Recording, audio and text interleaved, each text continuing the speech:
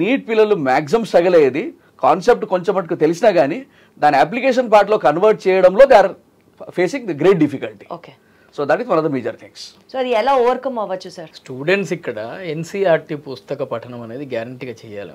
Okay. ఇప్పుడు ర్యాంకులు సాధించిన వాళ్ళ హిస్టరీ ఒకసారి చూడండి. అందరూ కూడా ఎన్సీఆర్టీ లేదా మన ఇంటర్మీడియట్ టెక్స్ట్ బుక్స్ ఉన్నాయి కదా, అవి చదవకుండా ఇంతవరకు జేఈ కానీ నీట్ కానీ ర్యాంక్ సాధించలేదు. మేము ఎక్సలెన్షియాలో first of all we make it mandatory. ఏది ఎన్సీఆర్టీ చదవాల్సిందే వాళ్ళు. ఓకే. లైన్ టు లైన్ చదవమని మేము మొత్తం పుస్తకం విషయంలో చెప్పకపోయినా అట్లీస్ట్ ఇంపార్టెంట్ టాపిక్స్ ఉన్నాయి కదా, ఇంపార్టెంట్ టాపిక్స్ని మాత్రం వాళ్ళు లైన్ టు లైన్ చదవాలి.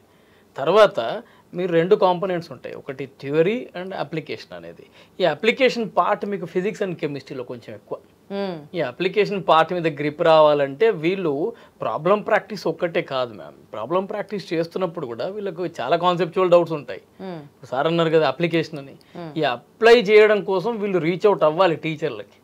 ఇప్పుడు మీరు అన్నారు non cooperate segments successful cooperate అనేది అంతా లేదు, ఎందుకు? Conversion factor of course number చూపిస్తారేమో, బట్ కన్వర్షన్ లేకపోవడానికి రీజన్ ఏంటంటే 1:100 ఒక క్లాస్ రూమ్లో మెయింటైన్ అవుతున్న దానిలో కుదరదు కదా. కరెక్ట్. ఇప్పుడు మేమేం చేస్తాం 1:30 1:20 ఇందాక నేను ఇంతకుముందు అన్నట్టు టైలర్మేడ్ ప్రోగ్రామ్స్.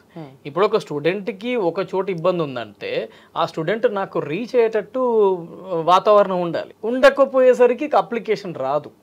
ఆ అప్లికేషన్ రాక స్టూడెంట్స్ ఫెయిల్ అవుతారు తప్ప పాపం వాళ్ళ దోషం ఏమీ లేదండి.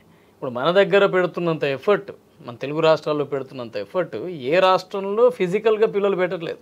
Exactly sir, exactly. Still you see the conversion rate. దీన్ని ఎక్సలెన్సీగా గ్రహించి మా డైరెక్టర్ సార్ సూపర్విజన్లో మేమంతా ఏం చేస్తామంటే every week we sit and discuss.